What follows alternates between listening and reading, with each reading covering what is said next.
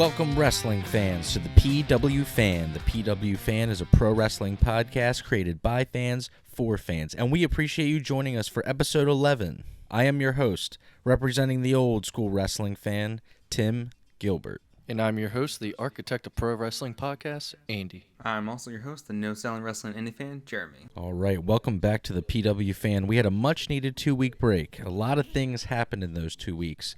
There was pay-per-views, there was unfortunate firings, there was debuts. The first thing I want to bring up today, though, is the unfortunate firings that happened in the industry. And the three guys here at the PW Fan want to send our hearts to all the Ring of Honor and the WWE talent who unfortunately lost their jobs. It's an unfortunate situation, and we really hope that those people find a stable income as soon as possible. I just wanted to put that at the top of the show because, you know, the guys and girls that put on the show, I mean, without that, there wouldn't be anything for us to review, and it's a scary thing when you lose your job, so we just want to send all of our positive energy their way. So today, though, we're going to be covering the WWE shaking up the Survivor Series teams, and we're going to be reviewing Full Gear and Dynamite from this past Wednesday. But first, right now, like and subscribe to the PW Fan on YouTube, where we have full episodes available, and please leave a review on iTunes. For merch, go to ProWrestlingTees.com/the PW Fan and get yourself a Pocket Logo shirt. All right, guys, let's start the show. Andy, I'm going to pass it over to you. All right, guys. I thought, first off, since we've been off for the past 2 weeks, maybe we can, each pick something to talk about that has gone down in the wrestling world since we've been, off, I guess you could say. How about we start with you, Tim? What would you like to bring up that has gone down that we haven't been able to cover since we've been gone? Well, I kind of brought mine up at the top of the show. I wanted to talk about the unfortunate firings and, just hoping that those people get an opportunity somewhere else. But yeah, that's what the thing I really wanted to touch on the most. So, I mean, I know what you guys wanted to talk about. So really, I think we should just pass it over to Jeremy and see what you and him have to say. Yeah. So my thing was from the past 2 weeks was the CM Punk and Eddie Kingston promo, which was on Rampage, I believe. And it's where they started basically their feud. And it was the first time we saw Punk actually be in a serious feud, basically, without him smiling and saying he's just glad to be back. And I just wanted to get your thoughts on it because I thought that was one of the best promos maybe this year, setting up a feud. Like, that was an actual pro wrestling promo, I thought. I thought it was... God, one of the best promos I've heard on TV in the longest time. It felt real, and I'm sure there was some realness behind it. But, yeah, it was definitely... It felt believable. You can tell there is some bitterness between Eddie Kingston towards CM Punk, that it happened years ago, but... it definitely made the feud feel a lot better, or feel a lot more real, and got me really excited for their Full Gear match that was coming up. Yeah, I love the promo. I thought it was excellent, and to me that was real pro wrestling promo. It felt real. It didn't feel phony. Everything that they talked about felt real. I especially liked the part of Eddie saying, "Nobody ever wanted you here," which it's like, if they kind of play into that, it's definitely an interesting thing.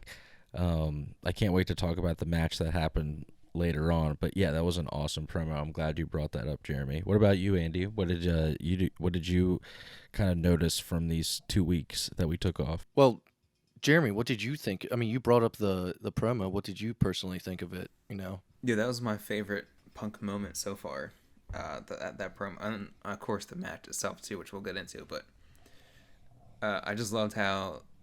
I can't remember what the show started with, but it was something, maybe I forget what it was exactly, but it wasn't anything close to being as intense as this. And I don't think anything on AEW really, other than maybe a couple of feuds, maybe with like Hangman, has really even touched this type of level of,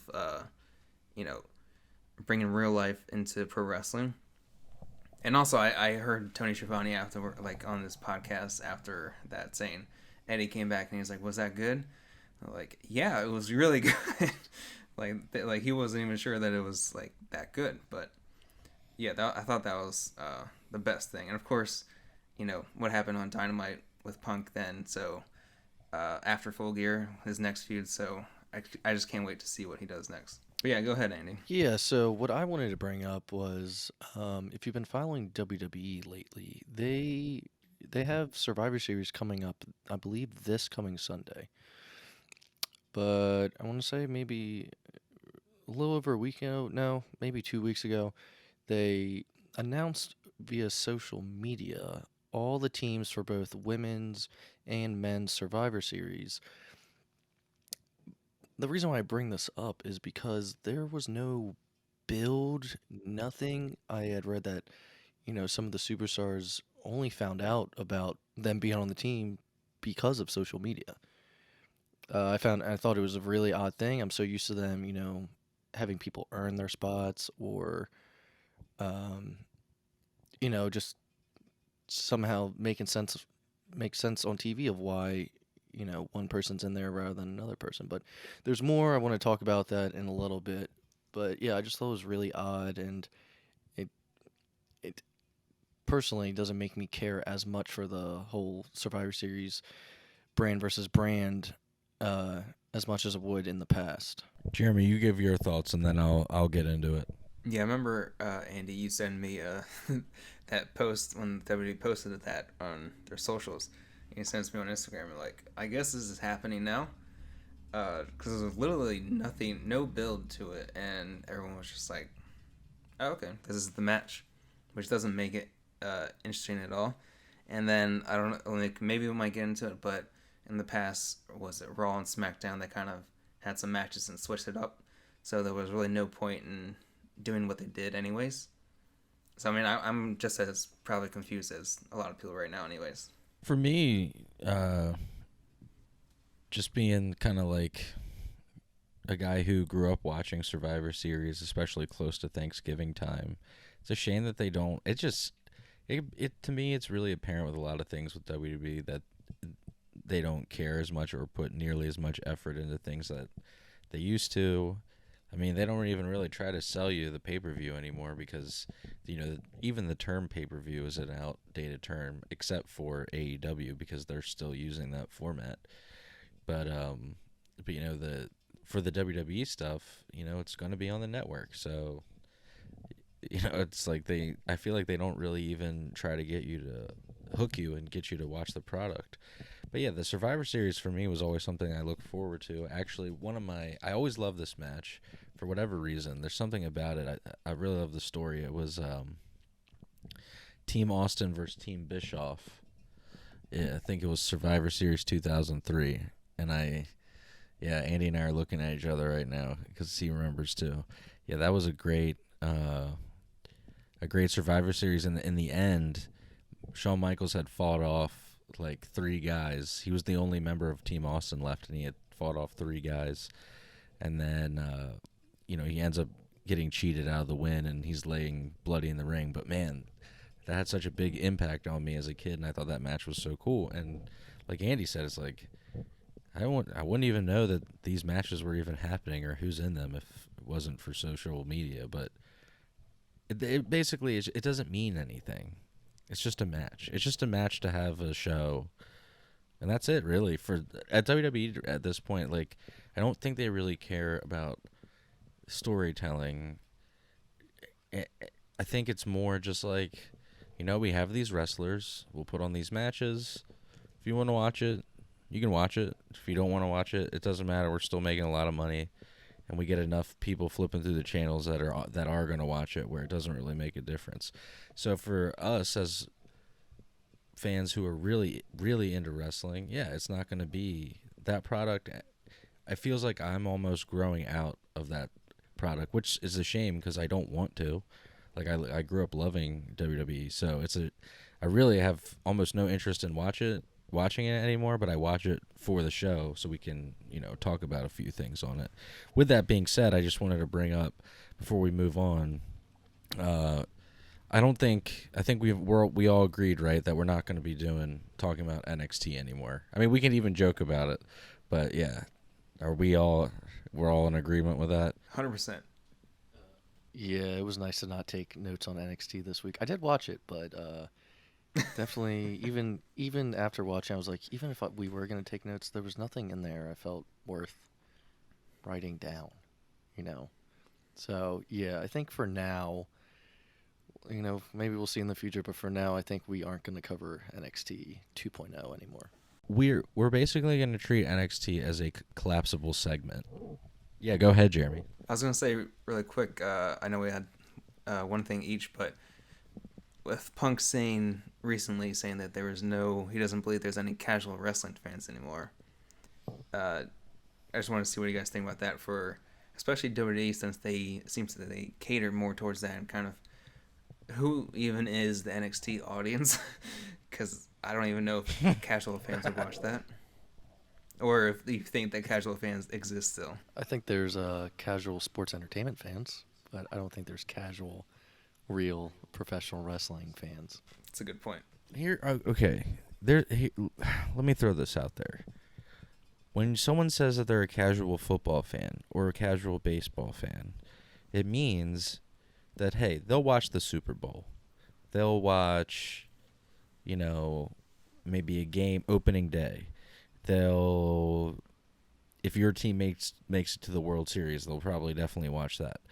But with a casual wrestling fan, like what Punk's talking about, yeah, I kind of agree with him. Like, if you're a pro wrestling fan, there is enough product that you just find what you want to watch and you know what's up.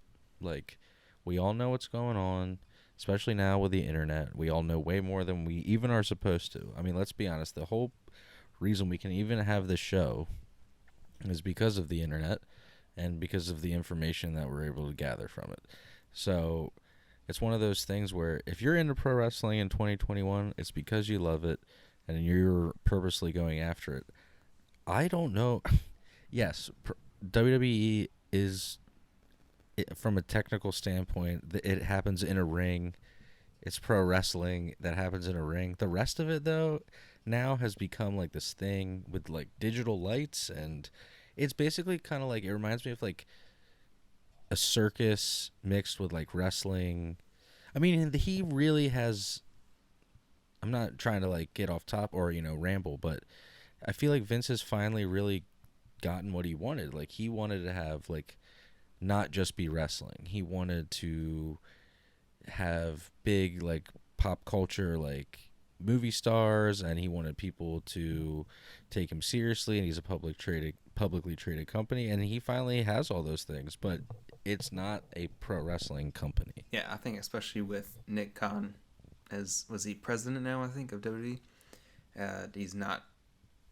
It's definitely not a pro wrestling company at all anymore. No, he said it's a business. He said this is a business. And he said that he would have a 5-hour Raw or something like that, like, if possible. Yeah, Please just no. because of money. Please no. All right, guys. Well, do you want to get into our usual stuff? Yeah, let's jump into it. What do you want to go over first, Andy? So I figured we'd start with last week's SmackDown. What I wanted to talk about, it kind of relates to what I brought up in the beginning about Survivor Series. And then it seems like they didn't really have a plan, or maybe there's a method to their madness. I don't know. But so last Friday, Jeff Hardy and Sami Zayn, who are both on the Survivor Series team, wrestled against each other. And if Jeff Hardy beat Sami, Sami was out of the Survivor Series team. Well, Jeff Hardy won. So now Sami Zayn is off. And they haven't announced yet who's going to replace him. But it's this Friday's the next SmackDown, and then 2 days later, Survivor Series. It's super late again. There's like no build or plan. And related to SmackDown, even though it didn't happen on SmackDown last week, it was announced today from the women's SmackDown team. Toni Storm has now replaced Aaliyah. Just announced on social media. Wasn't a match that happened or anything like that. It was what it was. That seems so backwards, doesn't it?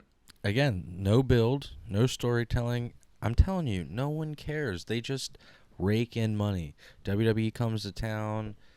Parents are going to take their kids there. It's literally, it's like Barnum and, if people remember Barnum and Bailey Circus, which got canceled and is also now not a thing anymore.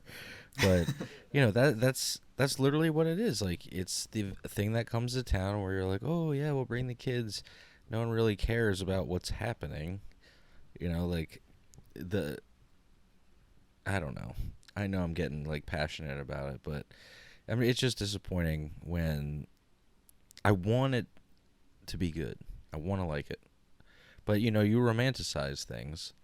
Like, right now in the background while we're recording, I have old Undertaker matches on, and, it's phenomenal stuff. And, yeah, I don't know. It's one of those things where you hate to see something that you love just kind of become something just that's not fun to watch. But although I will say they still do have a hardcore loyal fan base, especially on like Twitter. I see some pretty crazy stuff.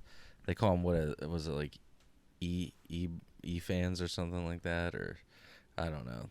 It's like E boys like or something like that. E boys or something like that. Yeah. I mean, they're passionate. There's people that literally won't watch AEW or any other type of wrestling because they only watch WWE. So I'm like, okay, so you're not really like a pro wrestling fan. You just like WWE. See, that doesn't make sense to me at all. We're going to catch him flack with us, I know. Get some WWE people. Hey, it's time to spice it up. All right, guys. Well, when it came to Rampage from last Friday, I felt like there was nothing to really talk about. It was more of a go-home show for the Full Gear pay-per-view the next night. So why don't we dive into that? And Tim and I actually watched it together, and we were talking about a lot of things during it. So hopefully both of us can remember, most of the stuff that we discussed. We would catch ourselves being like, oh, we should save this for the pod or whatnot. So let's get into it. The first match was my pick of match of the night. But the opening match was Darby Allin versus MJF. They wrestled their asses off and told a great story. I believe MJF they were working MJF's knee basically the whole time. What did he do, Tim, on the apron? I think he did a pile driver to Darby and landed on his knees. Yeah, what he did was he gave a pile driver to Darby out on the apron, and what was great about it is that he sold it. And not only did he sell it, he like really sold it. He was screaming in pain, and I'd like to see more of that. Don't get me wrong, sometimes in the moment I like the bam bam bam back and forth stuff. But like for something like that, it's like, dude, you just gave him a tombstone pile driver on the apron. Like, yeah, he should be, like, not all that would hurt your knee or your leg, especially if it was already damage done to it. So I did love the sell. Yeah, that was great. What else? Yeah, Andy, keep going. Sorry. Also, was this the match where they did the roll up spot, but they rolled around the ring and they did the 1 2 1 2 1 2 with the count? So I mean, for me, not even Jim Cornette gave it this critique, but I'm not. That's like the one spot in wrestling in general. Like I'm not like super crazy about is when they do that like rolling around in the ball thing. But okay, other than that though, I thought the match was freaking excellent, awesome. Yeah, Jeremy, how'd you feel about the match? I had no idea I was going to say this was match of the night when it first started. Because going into it, you're like, oh, it's probably going to be a good match between two of the young stars. And, like, I know Timmy didn't like that spot, but I think they just did it to show that they, like, both Darby and MJF can wrestle all kinds of styles and really actually wrestle. Like, because, MJF is the great speaker, but no one really thinks of him as a wrestler. And so I think they're just doing this to show that he can go, and so can Darby. And I thought the ending was great because the cheap shot with the brass knuckles, and then he did the headlock takeover and still won like that, as he promised he would do. So yes, I don't think I said the winner, but yes, the winner was MJF in the end, which he's going to keep saying that he won with a headlock takeover and not even mention the hit from the ring. So I'm going to actually say here, and this might be a little bit of a hot take, but this is maybe one of the better matches I've ever seen. Like, ever. Not just, like, in AEW. Just, like, in wrestling. Like, like, a great wrestling match. Great story. He tried to break him mentally. He wouldn't break him. I even like the skateboard spot. And at the end, he beat him with the roll-up just like he said he was going to. But obviously he cheated to do it. He hit him with the ring. And, yeah, I really thought it was great. I know it's kind of you will see how it stands in the test of time, but this is one of the better matches I feel like I've ever seen, to be honest with you. And Darby did that spot where he did the coffin drop onto the apron again. Like, I remember him doing that when he first faced Cody in the very first match. And then, MJF moved, and I was like, it still hurts every single time I'm seeing that. Dude, the coffin drop, I think it's amazing, and it looks spectacular. I mean, I just don't want that guy to, like... People have done a lot less and wound up in wheelchairs and all kinds of other stuff. And it's just like, man, you're doing, like, crazier stuff than they did, you know? So... All right, so our next match was for the AEW Tag Team Championships. It was Lucha Brothers versus FTR. Winners in the end were Lucha Brothers, but when we were watching this, me and Tim both agreed. So, I don't know if everyone knows this, but the night of Full Gear was the anniversary of Eddie Guerrero's death. And so, throughout the night, there was a lot of tributes and moves being done in his honor. And at one point, Penta does the Three Amigos to, I don't remember which member of FTR it was to, but then Ray Phoenix does the Frog Splash off of the top rope. And me and Tim both felt like it should have ended there. Instead, God, I couldn't even tell you how it ended. I just remember I didn't agree with it. What happened was the FTR went under the ring and put those silly lucha masks on, and they tried to do the fake out where they didn't have the right legal man in the ring. And what happened was they ended up losing because they got distracted. But yeah, the whole thing, I was like, man, my thing was, if the Lucha Bros were going to win anyway, they should have ended with that huge frog splash spot because the crowd was into it. They were hyped. It would have been the perfect 1, 2, 3. Now, obviously, I wanted FTR to win. That's more of a taste thing. But, I mean, to me, like, that was the culminating moment where it would have been the perfect ending to the match. But it just went on for me a little too long. Thought it was weirdly a clash of styles. It was a little awkward at some stuff. I kind of just prefer when FTR works with other people. Not saying it was like not a good tag team match. It just was a little herky-jerky, and you could tell that it's just two teams that do completely different things. Not that one's right and one's wrong. It's just one's doing one style, and then one is doing like literally the extreme of the other style. So, an interesting match. I hope they kind of move on from this, though. The thing is, FTR is holding the AAA Tag Team Championships, so they're gonna, or not anymore, right? Those were on the line at Full Gear, correct? No, they weren't. Okay, so they still have these, meaning that they're going to continue to face like the Luchador teams, which I'm like, I don't know if these are the matches that I want to keep seeing, but you know, I don't know if that's their choice that they are doing this, or if that's like an AEW thing. I don't know. What's next, Andy? Well, I was gonna say it sounds like Well, we got to get Jeremy's thoughts too. yeah, but the way you're saying it sounds like you're one of the people that didn't like Matt Cardona doing death matches. Don't like FTR having those AAA titles. I think it's a very similar thing. Okay, well, here's the thing. Okay, I'm going to equate it to music. I'm a music guy. Okay? So, for me, it always seems that I like the band when they first come out, the first record, they're kind of underground. And I'm a big metal guy, right? It always seems that like 3-4 records in, the band always becomes like her, and that's fine. And what's fine with that though is they're making money, and they need to feed their family. So whatever these guys got to do to get booked and do work, if it's Matt Cardona doing a death match, and he seems to like GCW. I'm very supportive of Matt Cardona. I like him a lot. Really cool guy. But if that's the stuff he wants to do, hey man, like you gotta pay your mortgage, you gotta feed your kids, whatever you gotta do. I'm just saying from like an art taste thing.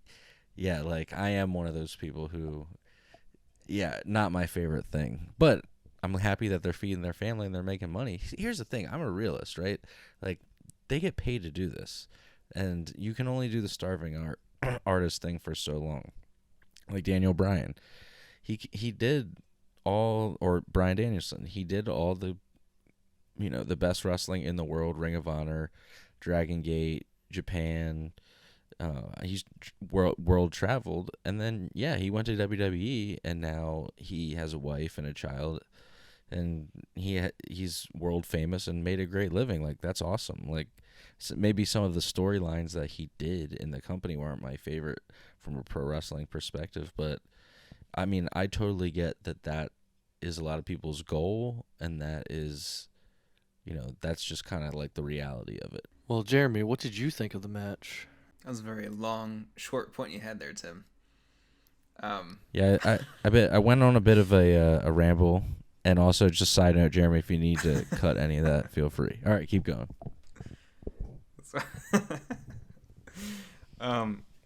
Yeah, I just thought it was weird with the Lucha Bros and FTR. I never felt like they gelled well, like their styles. I was like they're different, but I feel like FTR has done pretty well with Lucha style before.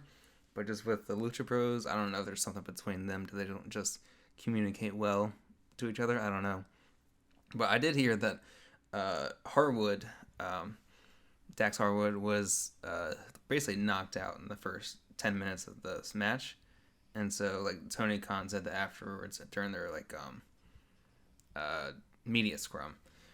And so he was like, they had to change the match on the fly, basically, with Harwood being out of the match for most of it. And so I think that was kind of like, it came off a little bit unorganized. And also the ending didn't really make any sense with the mask, because, like, why does it even matter then if they lost? So it didn't make any sense. Alrighty. Let's move on to the next match, which was the AEW World Championship Eliminator Tournament Finals. Bryan Danielson versus Miro. This match showed what Miro, I felt like, should be and could be. He was a monster in this match, but I don't know, those two paired very well together. I felt like this match was awesome. But your winner in the end was Bryan Danielson, so he is next in line to challenge for the AEW World Championship. What you guys think? I thought it was a really good match. I liked it. Every match with Bryan Danielson, I almost said Daniel Bryan. Bryan Danielson is always really good right now. And with Miro, I was very interested to see how they would handle it, because of them wrestling back in WWE, and I can't remember their match, so I don't know if it was that great. But this one was definitely so much better than whatever they did in WWE. And I was kind of concerned of, like, what are they going to do with Danielson? And I was predicting Hangman was going to win later that night, so I was like, what are they going to do with a face versus face? But now after this past Dynamite, I'm 1,000% into this feud. I can't wait to talk about that. What do you think, Tim?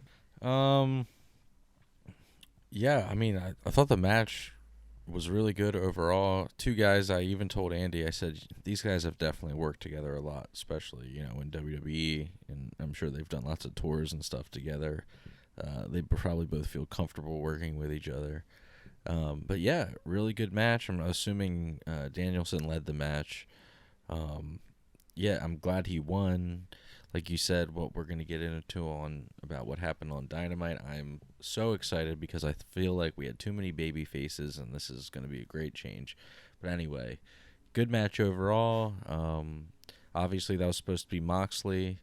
That's one thing that we didn't really bring up on the show. We want to just send our support to Jon Moxley, who is in recovery, and we hope to see him back as soon as possible. But yeah, for kind of the replacement match that kind of happened last minute, I really enjoyed it. All right. Our next match was the Falls Count Anywhere match. It was Christian Cage and Jurassic Express versus the Super Click. Your winners were Christian Cage and Jurassic Express. There was too much going on in this match, I felt like. I didn't know what to pay attention to some of the time. Just sometimes with Young Bucks and stuff, there's so many moving parts. It's just hard to keep track. I thought it was okay. It wasn't my favorite match on the card though. But what do you guys think? What's your take? I thought it was the best tag match on the card. Just because the rest of them weren't that great. Like I don't like the tag title match. I thought was good, but Also, the Young Bucks pants way too bright. It hurt my eyes. It really bothered me. It's too pink. Me and Tim were sitting there like, God, like there was the pink on Adam Cole's gear, but then that was fine. But then there was the pink that the Young Bucks were wearing. I was like, Jesus, it felt like I needed sunglasses. It's like that hot. If you remember, like doing projects in middle school, you had that hot pink poster board that it was so bright that you couldn't even look at it. It would like hurt your eyes. That's Yeah. what it reminded me of. For me, I mean, Jeremy, did you have any other thoughts on the match? I don't want to interrupt you there. no, I just thought it was like the best tag match because all the rest of them were kind of like iffy, really. But yeah, I mean, I always enjoy the high flying stuff, but there was a lot going on, and it was kind of a weird ending too. Like Jungle Boy, like smashing Matt Jackson's head into another chair, which is it's a very violent ending for a babyface. Yeah, my only real thoughts on the match were very similar to Andy's. I felt like there was just a lot going on. I mean, I don't mind a lot of the high flying stuff. It's just I prefer when it makes a little bit more sense. Who was the Who was the referee in this match? I feel like we have an issue with referees right now in AEW. Even some of the older referees like Mike Chioda and Stump, really a bunch of them I've even seen. Hey guys, like you're blocking the hard cam. Like, what are you doing? Like, maybe that would be nice if maybe there could be a little bit of like a referee schooling or classes or something. I don't know. I do like the one. They're not the bald skinny referee. I like the other bald referee. Yeah, Brent. He's the cool. Brent Remsburg guy is from And Lancaster. and I like Ref Aubrey. I think Aubrey is like their best referee. Yeah, that guy is the guy from Lancaster. But I was just saying, I think Aubrey is like from, I guess, the most skilled. I think that's their best referee. So the ref in that match, I think you're the one that told me, is the guy that always is reffing the Young Bucks matches. But I think this was the match when literally he ducked and got to his knees and they jumped over him. So Jeremy, when you see stuff like that, I'm just curious as like two different fan perspectives. To you, like that guy where he's just like, if it's a tag team match, right, and the other guy's just in the ring, and the ref's not doing a 5 count, or like they're literally in there for like 2 minutes, like doing flips and stuff. For you, you're like, hey, that's cool. I'm just like, I like the action. For me, you just know that's the style of the match, and like you don't kind of like overthink it. Like maybe I do. Yeah, I mean, I think it has to be like kind of worth it. I think it can't just be like in there and they're just kind of just punching or kicking the guy as a double team, which doesn't then the ref should interfere. But if they're doing tag team moves, I'm more okay with it because it's more like moving the match along. I think, at least to me. Well, and there's an expectation, right? Like if you watch a Young Bucks or Lucha Bros match, at this point, it's like, if you're a fan of theirs, that's probably what you want to see. So at the same time, it's like, it would be weird if they just stopped doing that. Like if all of a sudden they started following the rules all the time, and like, I think that maybe the style would change some, but like we wouldn't see a lot of the stuff that people like about the Young Bucks, a lot of the double team moves, the stuff to the outside where, count outs and stuff. If everybody was following the rules like that, yeah, it might take a little bit away from their repertoire. Just a thought. Well, luckily for this referee, it was false count anywhere, so he didn't have to worry about any of that stuff. He could get away with anything. But Yeah, but no, but for this match I understand, but like I'm just saying like that usually when Rick Knox is the referee in a Young Bucks match, that is the case. Like it's kind of like anything goes all the time. It's not false count anywhere, but really they can just kind of do whatever they want. all and they right. do the New Japan rules, I think, like the 10 count instead of 5 count. Okay, yeah, that is true. Yeah, I forgot that they talked about that at the very beginning of AEW. That's true. But they barely count anyway, so it doesn't really matter. Right. Well, exactly. Okay. All right. We had another tag match after that. It was Pac and Cody Rhodes versus Malachi Black and Andrade El Idolo. The winners were Pac and Cody Rhodes. This match, I didn't not like anything about it. I didn't think anything crazy happened with it. Just thought it was a nice, solid tag match. It was cool to see Pac wrestle Malachi Black. They never wrestle each other in WWE, and so I think this is the first time they got into it in the ring, at least on television wise. But yeah, I thought it was okay. What you guys think? All I'll say is that they should have kept it as the 4-way, which was reported as their original plan, which I feel like would have been a much better match than this. This felt like a Dynamite match, really.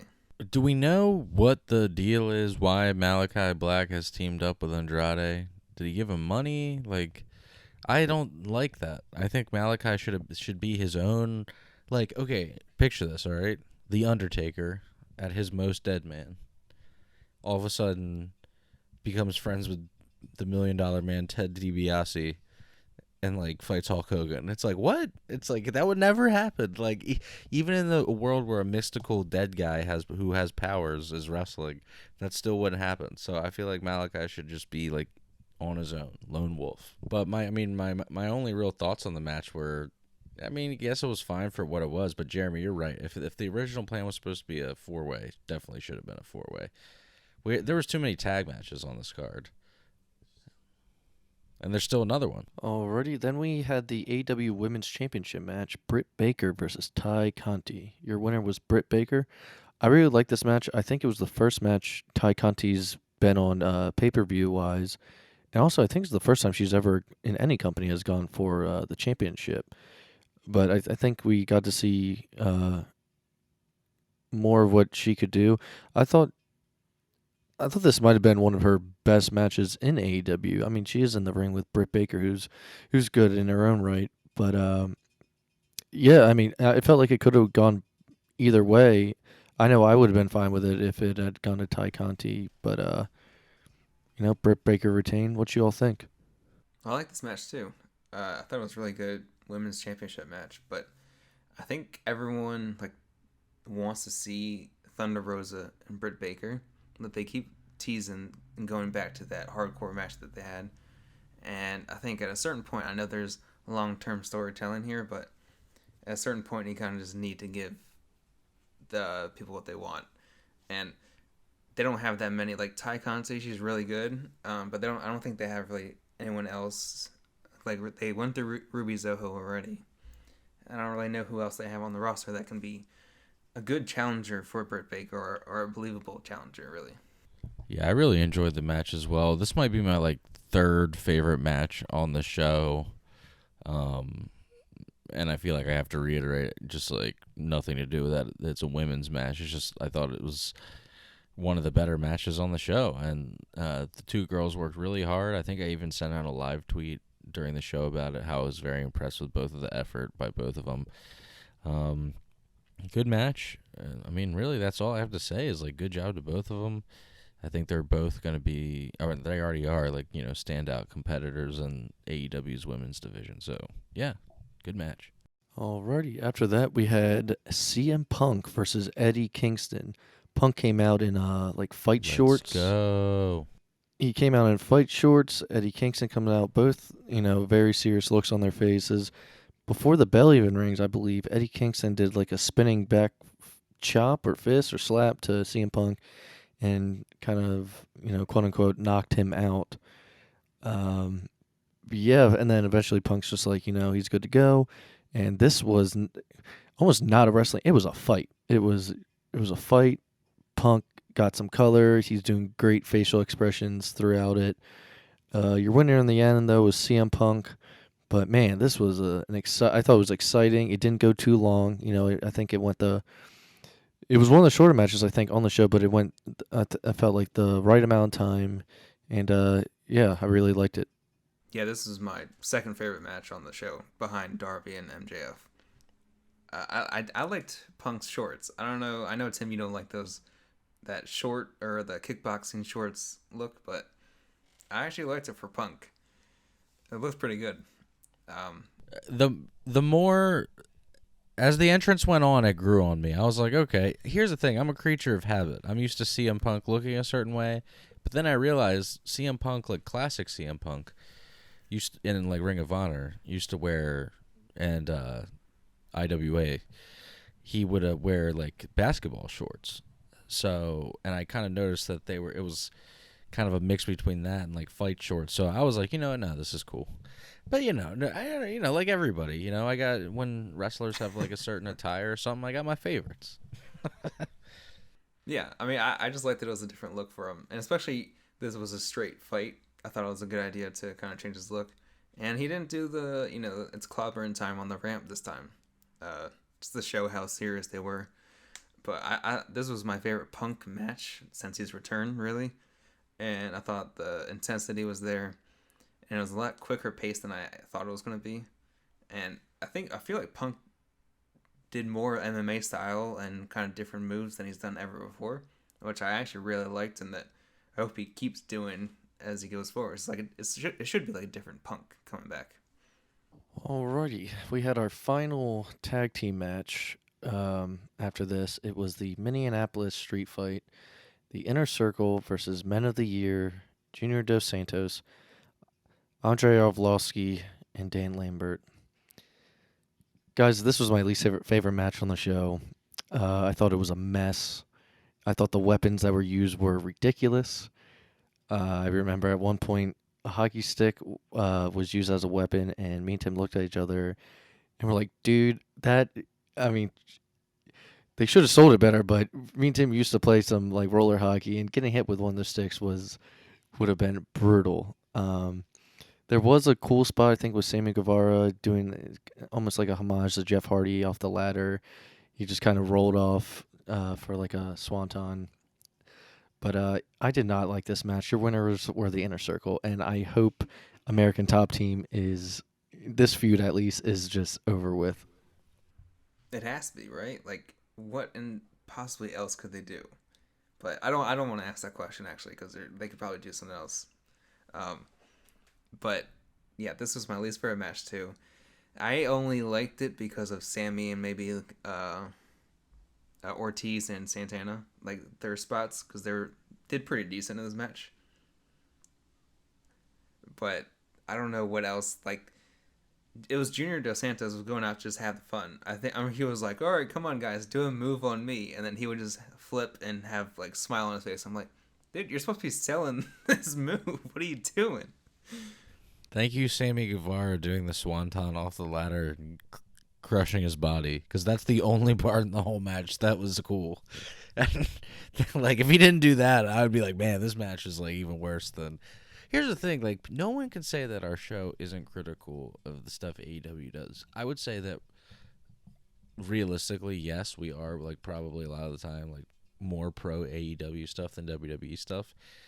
And that's really just based on, like, what we actually think, not just, like, one over the other. But, yeah, I mean, dude, I again, this was my least, like you guys said, least favorite match on the show. I even tweeted during the live show, I said, this is 1998 WCW Thunder hardcore match goofy. Like, hockey sticks, they had, like, the silver, like, 1997 trash cans. I was like, what is this? It was just not good. I really hope that. And the Junior Dos Santos punches were so awful. It was just the water ski. Like, I don't know if you guys heard that on the audio. Andy just said the water ski. The water ski, when he brought that in the ring, I was like, okay, I'm checked out now. Now I'm fully checked out.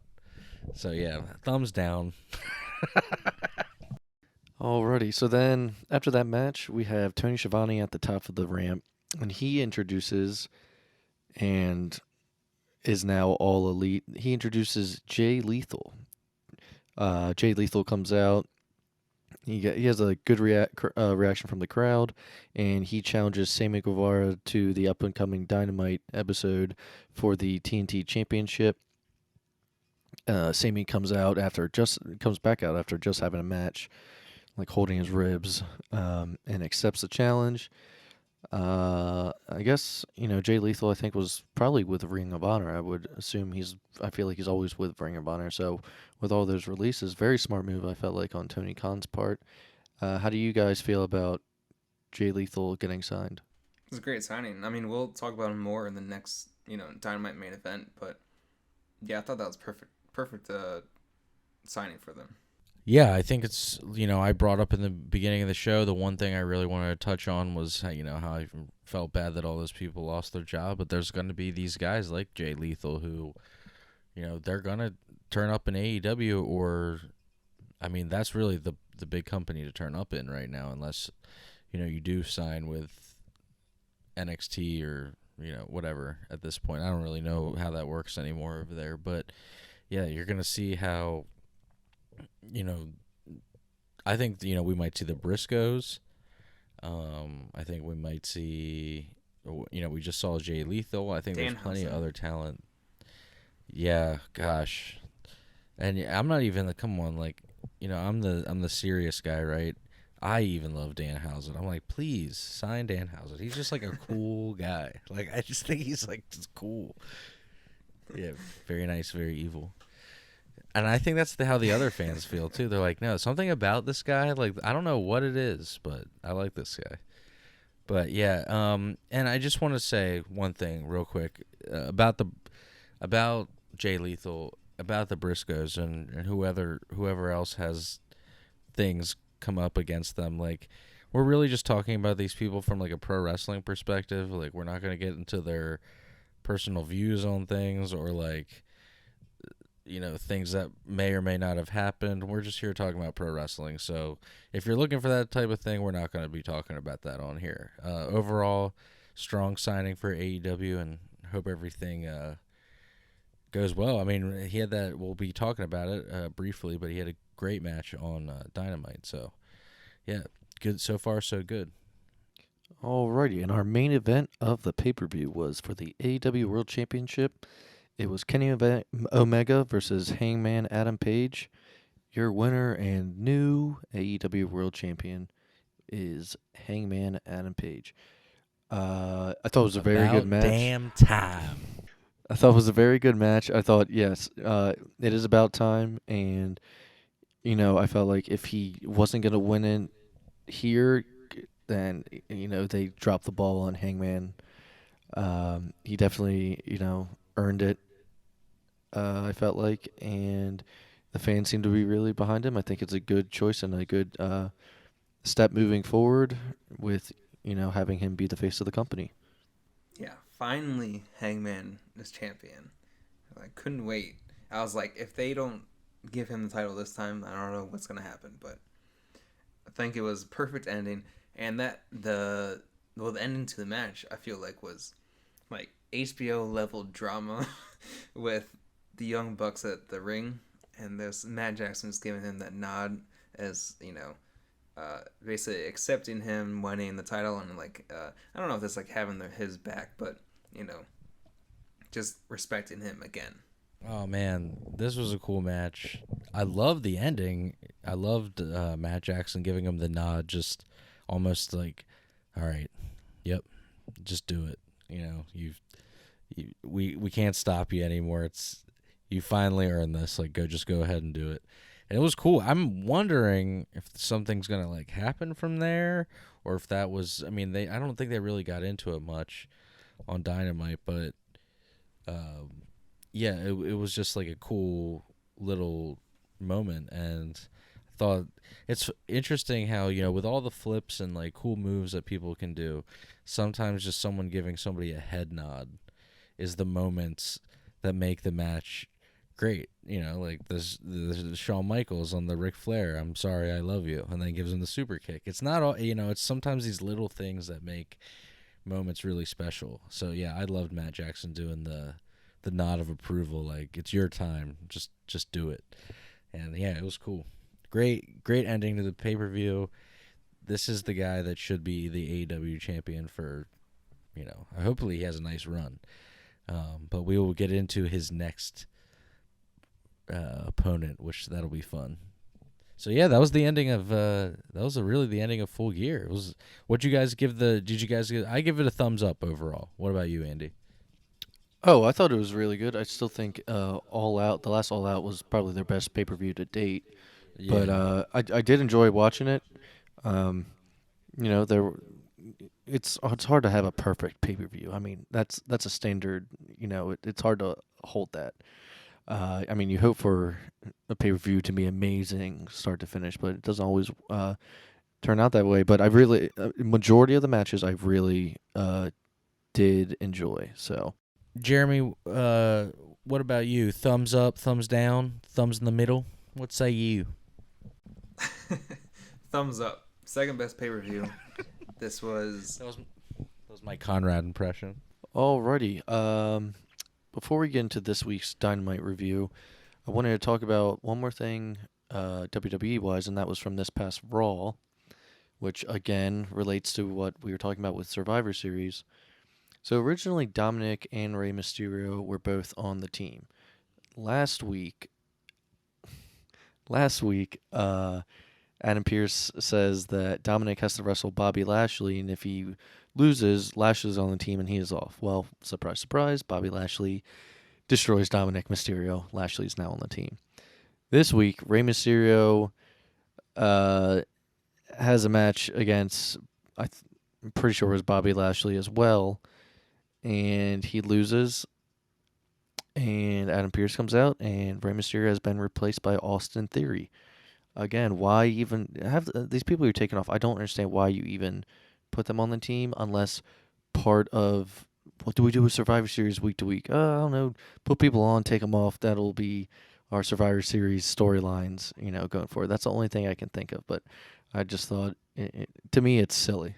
I'm telling you, and I love Roman, but besides Roman, AJ Styles, Randy Orton, God, that might be it. Rey Mysterio. Do they really even promote or care about anybody else anymore?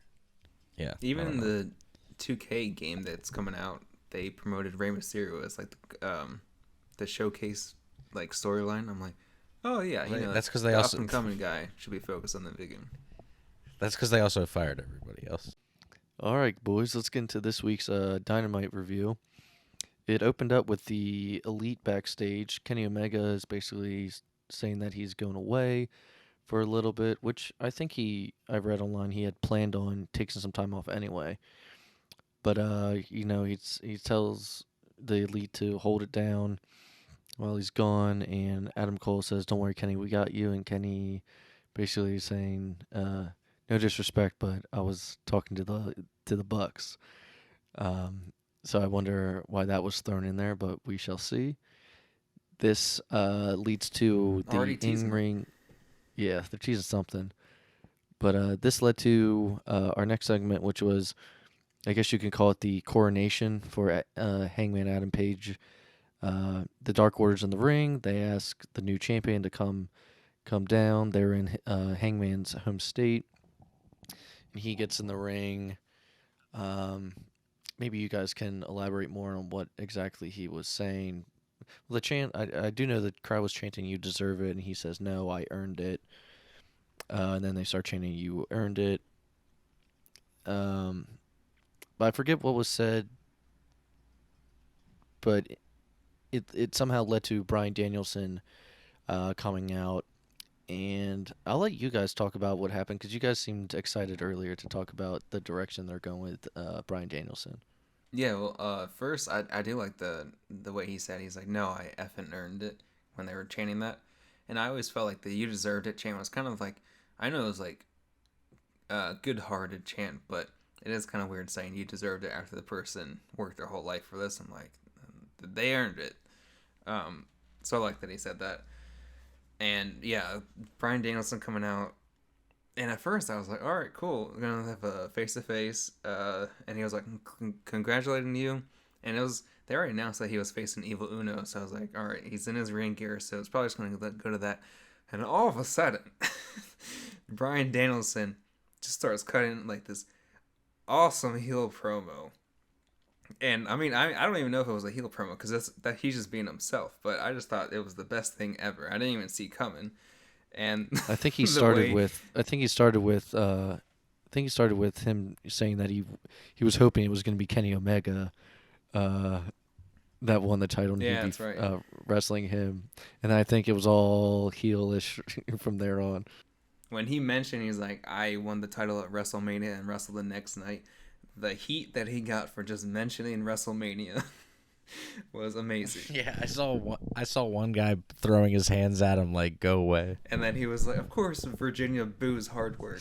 Ow, it was awesome. Oh, He's it great. was We got so many squeaky clean baby faces right now between Hangman and you got Punk's like happy guy now, and then Daniel Bryan or Brian Danielson was like happy guy now. I'm glad finally at least one of them is like, all right, let's go a different direction because Cody is not going to turn heel. Or so he says. We'll see what happens. He would be so great though. Cody wearing like the fur, smoking a cigar in Ring of Honor with the ring. Oh, he should bring that back. Anyway, but yeah, he that was really fun to see Daniel Bryan. Oh gosh, I'm gonna do that until the cows come home. Brian Danielson kind of work that heel style, and then during the match with the Evil Uno, he was doing some classic Ring of Honor throwbacks where he would stay beating somebody up in the corner or in the ropes, and then the ref would count, and he would say, "I have till 5," and he would hold up the number his 5 fingers in their face. I love that. That's great. Yeah, I believe this was basically how he was as the American Dragon. He wasn't a good guy. I'm pretty sure for majority of his run. Before we move on, though, I was going to say, technically, he's been doing this ever since he came to AEW, like the same character. So it's just that he upped it a little bit more. So I don't know if that's like him turning heel or if that's just him being the American Dragon still. I think the fans wanted him to be happy for Hangman, and instead he's like, "Yeah, that's cool, but I want that." And I wanted to have a match against Kenny Omega. So the fans were like, "Oh, well, you're a jerk." All right. So then after that, we had a promo from MJF backstage after his win at Full Gear. So it was recorded from the previous Saturday. But it's basically, and I agreed a lot with it. MJF is basically talking about how, everyone thought he was just good on the mic and he can't actually like do a good wrestling match. Well, he did prove everyone wrong. And that was basically his point for this promo is, he proved all the naysayers wrong.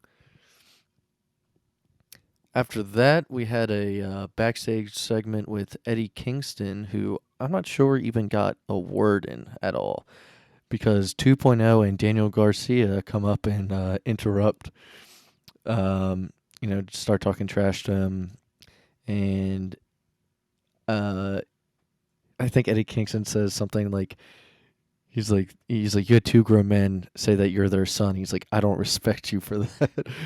And then he says something like, CM Punk wanted to wrestle me. He's like, I want to fight you. And so I think, Daniel Garcia is going to, who has already wrestled CM Punk beforehand, is going to wrestle Eddie Kingston. Then we had our first match of, oh, God, I'm jumping ahead here. Before the MJF promo, we had Bryan Danielson versus Evil Uno. The winner was Bryan Danielson. Danielson gets on the mic, And I'm trying to remember exactly what he said. Can any of you guys refresh my memory? Yeah, he said basically because of Hangman's actions earlier, is that he's gonna take the Dark Order out until he faces him for the title, and then that's when they set up the match for Colt Cabana in Chicago next week. And he's like, "I'm gonna kick his head in." Yeah, that was sick. So then, yes, then we had the MJF promo and then the Eddie Kingston backstage segment. After that, we had our second match of the night. It was Orange Cassidy teaming up with Tomohiro Ishii and the Butcher versus the Butcher and the Blade. The winners were Orange Cassidy and Tomohiro Ishii. I'd never seen Ishii wrestle before. I think they were saying he just beat Jay White for the title that he was holding. But I thought it was a good match. What you guys think? What you guys think of Tomohiro? I liked it. I mean, I liked him coming to AEW, but I always feel weird. Like, they put these New Japan guys in weird matches to start out. Like, they need to do, like, Suzuki and Danielson style matches when they come in. Because most people don't know who this guy is. So they have to really just let him be him for the people to enjoy it, really. All right. I'm ready for everybody to get mad at me. I saw the mute Ryan Gosling, and I fast forwarded. When he came on the screen, I was like, all right. Not watching this match. Next. I just gotta say, enough with the Matt Hardy Orange Cassidy feud. I thought it was done, and he's still out there during Orange Cassidy versus. That should have been over like HFO. 4 months ago. Just enough. Anyway, moving on. We had Andrade El Idolo, FTR, and Tony Blanchard backstage. I'm pretty sure they're setting up is it a 6-man or a 8-man tag team match, I believe. I think they're doing Andrade, FTR, and Malachi Black, maybe. Or maybe it's just a 6-man. I don't know. But they're setting up a match with the Death Triangle and I think, Death Triangle and Cody. So I think it is an 8-man. But that led us into a video package of Ty Conti talking about, how even though she lost the match at Full Gear, she still came out a winner, which this perfectly led into a backstage segment with Britt Baker, with Jamie Hayter and Rebel at her side. Jeremy, do you remember what they talked about? I know they addressed the Ty Conti video, but I think they moved past it afterwards. After that, we had it seems like Britt Baker's promos kind of sound the same when they're backstage. Yeah. So then we had the TBS Women's Championship Tournament semifinals. It was Nyla Rose versus Hikaru Shida. Your winner was Nyla Rose, so she will be moving on. I believe this was the first semifinals match of the whole tournament so far, so there should be one more, and then it will be who gets down to the final two, and then they'll eventually have the championship match. So then we had a promo from Malachi Black. Always being cryptic. I can't remember what exactly he was going off about this time. I'm pretty sure it had to do with Cody still, but that should be a t-shirt on that should be a t-shirt. It's just, always being cryptic, and then have a picture of just like Malachi Black's face on it.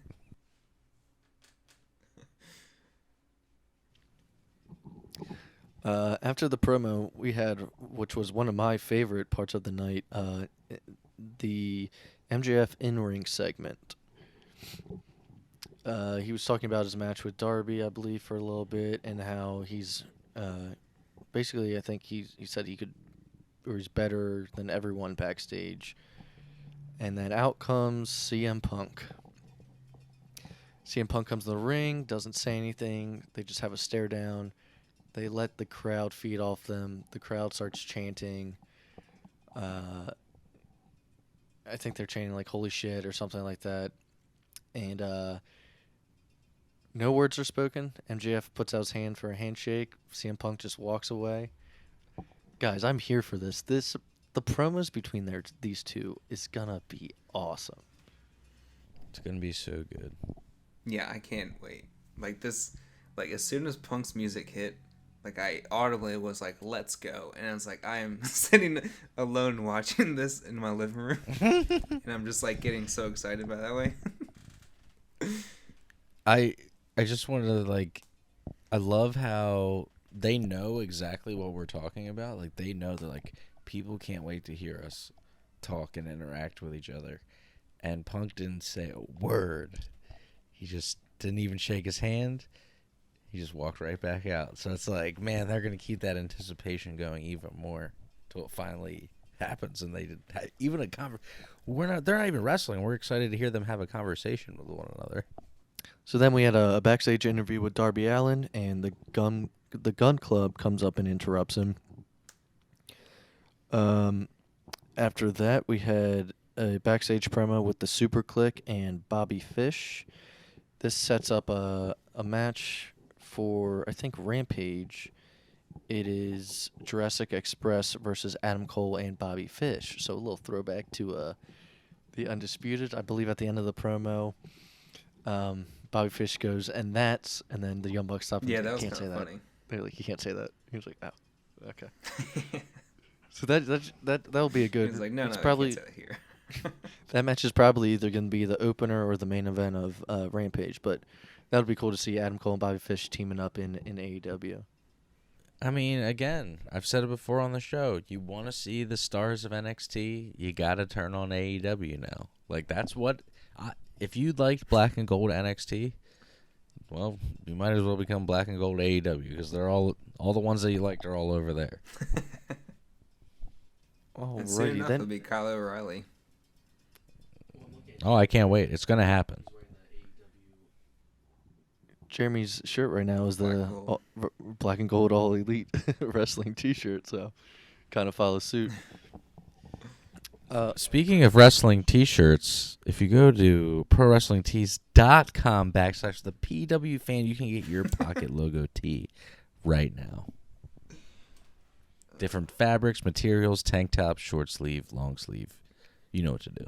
All right, so after that backstage promo, we had Leo Rush and Dante Martin teaming up versus the Acclaimed. Your winners were Leo Rush and Dante Martin. This is their second match teaming up together, and I actually like them as a team. They've been pretty good lately. So yeah, your winners were Leo Rush and Dante Martin, and afterwards, Team Tads comes out, trying to scout Dante Martin, trying to take him from Leo Rush. They say, "Don't worry, Leo. It's not personal. It's just business." So we'll see where this storyline ends up. But yeah, what's your guys' thoughts on this? How many people have tried to recruit Dante Martin?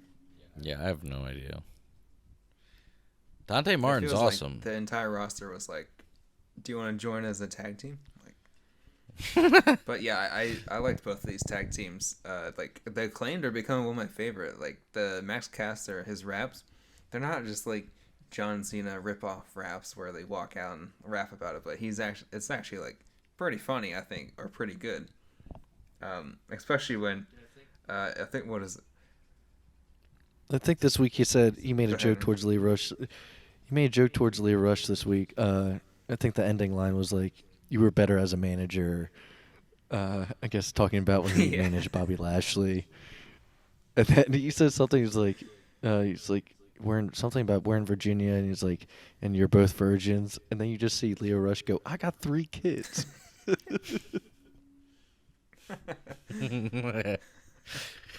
Max Caster is another trainee of Brian Myers, the most professional wrestler. And if you want to see Brian Myers wrestle, you can watch him on Impact on Access TV. But man, that guy has trained a lot of people. It's crazy, right? Mark Sterling, Max Caster, Big Swole, MJF. He has a lot of AEW people coming through his school. All right. So after that tag match, we had a backstage promo with Christian Cage and Jurassic Express. Pretty sure they were basically talking to the Super Click about the upcoming Rampage match with Bobby Fish and Adam Cole. That led into a video package for Red Velvet versus Jade Cargill, and they are going to be having a match in the TBS Women's Championship tournament. Winner of that will go on to face Nyla Rose. Then we had another backstage promo with the Lucha Brothers. I believe they were talking about the promo that had gone on earlier with Andrade, FTR, and Tony Blanchard, setting up that 8-man tag match for a later time. But our main event, and what a main event. This match was awesome and a great debut, I felt like, for Jay Lethal. It was Sammy Guevara versus Jay Lethal for the TNT Championship. In the end, Sammy Guevara retained, but this match was awesome, guys. I really, really liked it. I thought it was one of the best main events in AEW history, for Dynamite, that is. Yeah, I agree. I mean, this was a great debut for Lethal. A great way to introduce him to everyone who might have not seen him in Ring of Honor. But I thought that was the best match they could have had with him losing still, because I think Sammy still should be champion, probably champion for quite a while longer, since this is his first reign in AEW. But yeah, I mean, there's so many spots in this. It's kept you, your eyes on the match the entire time.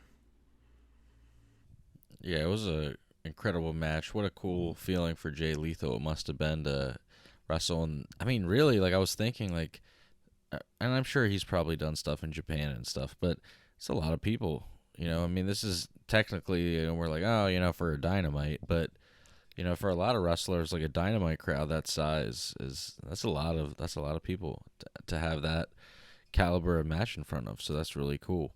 And I really like Sammy Guevara. From where I first saw him when AEW first started to how I feel about him now, I think he's really great. I really thought it was a great match. And yeah, I mean, I would say that pretty much wraps up our Dynamite review. Wouldn't you say, Andy? All right, guys. Well, thank you so much for coming back and joining us for episode 11. We apologize for our 2-week break, but we did need some rest. Please follow us on Twitter and Instagram at the PW Fan, and follow Andy's Funko Pop collection on Instagram at the 410 Fan Bros. Thanks again for listening, and join us next week on the PW Fan. Bye-bye, everybody.